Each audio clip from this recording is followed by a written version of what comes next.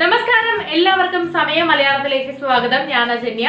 നമ്മളെല്ലാവരും തന്നെ പലപ്പോഴായി നേരിട്ടിട്ടുള്ള അല്ലെങ്കിൽ നേരിട്ടുകൊണ്ടിരിക്കുന്ന ഒരു ചെറിയ പ്രശ്നമായിരിക്കും മുഖക്കുരു എന്ന് പറയുന്നത്. ചിലർക്കിത് ചെറിയ പ്രശ്നമല്ല, ഒരു വലിയ പ്രശ്നം തന്നെയായിരിക്കും. അപ്പോൾ നമ്മൾ ഇതിന് വേണ്ടിയിട്ട് പല രീതിയിലുള്ള ക്രീമുകളൊക്കെ ഉപയോഗിച്ച് നോക്കിയിട്ട് ചിലപ്പോൾ അത് ശരിയായെന്ന് വരില്ല. ചിലർക്ക് എഫക്റ്റീവ് ആയിരിക്കാം, പക്ഷെ ചിലർക്ക് അതൊന്നും എഫക്റ്റീവ് ആയെന്ന് വരില്ല. അതുകൊണ്ട് തന്നെ ഇതിന് നാടൻ രീതിയിലുള്ള ഒരു പ്രതിവിധിയുമായിട്ടാണ് ഞാൻ ഇപ്പോൾ വന്നിരിക്കുന്നത്. ഇതെങ്ങനെയാണ് തയ്യാറാക്കുന്നതെന്ന് അറിയാനും ഇതെങ്ങനെ ഉപയോഗിക്കണമെന്നറിയാനും വീഡിയോ കാണാം. മുഖക്കുരു മാറാനായിട്ട് തയ്യാറാക്കുന്ന ഈ പാക്കിന് എന്തൊക്കെ ചേരുവകൾ വേണമെന്ന് നോക്കാം. പ്രധാനമായിട്ട് വേണ്ടത് വെളുത്തുള്ളിയാണ്. വെളുത്തുള്ളിയിൽ ആൻറ്റി ബാക്ടീരിയലും ആൻറ്റി വൈറലും ആൻറ്റി ഫംഗലും ആൻറ്റിസെപ്റ്റിക്കുമായ ധാരാളം ഘടകങ്ങൾ അടങ്ങിയിട്ടുണ്ട്. ഇത് ആക്നെയ്ക്ക് ഒരു പരിഹാരമാണ്. മാത്രമല്ല ചർമ്മത്തിന് ധാരാളം പോഷക ഗുണങ്ങളും വെളുത്തുള്ളിയിൽ നിന്ന് ലഭിക്കും. ഇനി വേണ്ടത് തക്കാളിയാണ്. ആക്നെ, മുഖക്കുരു എന്നിവയ്ക്ക് ഇത് നല്ലതാണ്. തക്കാളിയിൽ അടങ്ങിയിട്ടുള്ള വൈറ്റമിൻസ് ഇതിന് ഒരുപാട് സഹായിക്കുന്നുണ്ട്.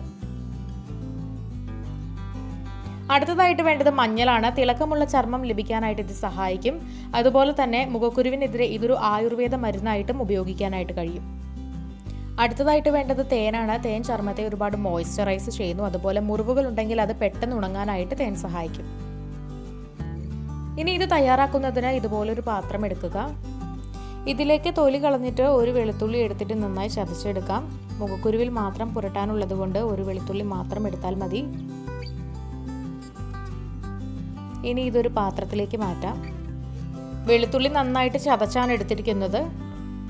ഇനി ഇതിലേക്ക് തക്കാളിയുടെ നീര് പിഴിഞ്ഞൊഴിക്കണം. ഇതിൻ്റെ കുരു അലർജി ഉള്ളവരുണ്ടെന്നുണ്ടെങ്കിൽ നീര് മാത്രം അരിച്ചെടുത്താൽ മതിയാകും. നീരെടുത്തിട്ടുണ്ട്. അടുത്തതായി ഇതിനകത്തേക്ക് നമ്മൾ ചതച്ച് വെച്ചിരിക്കുന്ന മഞ്ഞൾ എടുക്കണം. അടുത്തതായി ഒരു 1/4 ടീസ്പൂണോളം തേൻ കൂടി ഇതിലേക്ക് ചേർത്ത് കൊടുക്കണം. ഇനി ഇതെല്ലാം കൂടി യോജിപ്പിച്ച് നന്നായിട്ട് ഇളക്കാം. എല്ലാം നന്നായിട്ട് യോജിച്ച് വന്നിട്ടുണ്ട്. ഇനി ഇതെങ്ങനെയാണ് മുഖക്കുരുവിൽ അപ്ലൈ ചെയ്യുക എന്ന് നോക്കാം. അതിനായിട്ട് ആദ്യം തന്നെ മുഖം നല്ല വൃത്തിയായി കഴുകിയിട്ടുണ്ടാകണം. ഇതാണ് നമ്മുടെ പേസ്റ്റ്. ഇതെങ്ങനെയാണ് അപ്ലൈ ചെയ്യുക എന്ന് നോക്കാം. അപ്പോൾ മുഖക്കുരുവിൽ മാത്രമാണ് നമുക്ക് അപ്ലൈ ചെയ്യാനുള്ളത്.